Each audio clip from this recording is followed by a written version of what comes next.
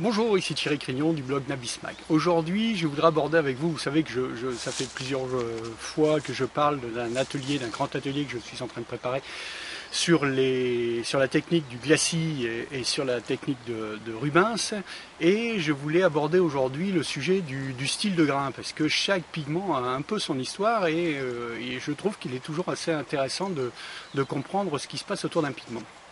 Donc le style de grain a été appelé aussi, donc c'est une laque, hein, à l'origine c'est une laque, c'est un pigment extrêmement transparent qui était utilisé par des gens comme Rubens, Vermeer, Rembrandt aussi, qui ont utilisé ce pigment, et c'était un pigment qu'on appelait le jaune chiasse, donc pas très joli comme nom, mais qui revendique un peu son origine par rapport à sa création. Donc le jaune chiasse, donc le style de grain, c'était un pigment qui allait du brun au vert et était issu d'un groseille, vous savez ce gros groseille à macro qu'on trouve encore dans nos campagnes, et on arrivait à tirer donc de ce jus de groseille un pigment, hein, si vous voulez, le principe était qu'on retire, le principe est assez simple, on retire du pigment, on broie les macros, on retire la substance colorante et on va la déposer sur un pigment neutre.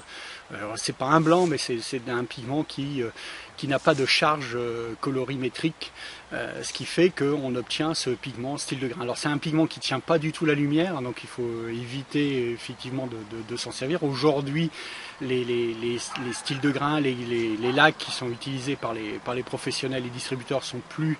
Dans le cas du style de grain, c'est maintenant un pigment d'origine minérale qui permet éventuellement, qui a toujours un vrai problème de transparence, qui a une moins bonne tenue à la lumière, mais qui reste quand même un pigment qu'on peut utiliser aisément en peinturage. Ce style de grain a été utilisé, je vous dis, comme je vous disais, par les plus grands. Ça faisait partie des pigments, hein. Il faut savoir qu'à cette époque-là, on avait quand même pas mal de pigments dont certains étaient un peu...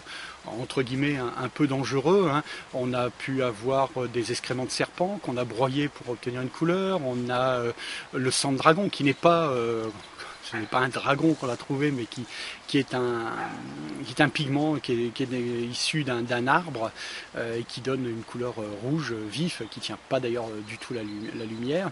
Donc tous ces pigments, aujourd'hui, même s'ils portent le même nom, le sang de dragon on ne le trouve plus, mais même si certains pigments portent le nom qu'utilisaient les anciens et que vous pourriez trouver dans la littérature, éventuellement sur l'art, aujourd'hui la plupart des fabricants de pigments et la plupart des fabricants de couleurs utilisent, au moins en France et en Europe, ils utilisent tous des pigments qui ont une bonne tenue à la lumière en règle générale. Et de toute façon, vérifiez aussi toujours le nombre d'étoiles qu'il y a sur un tube pour savoir s'il a vraiment une bonne tenue.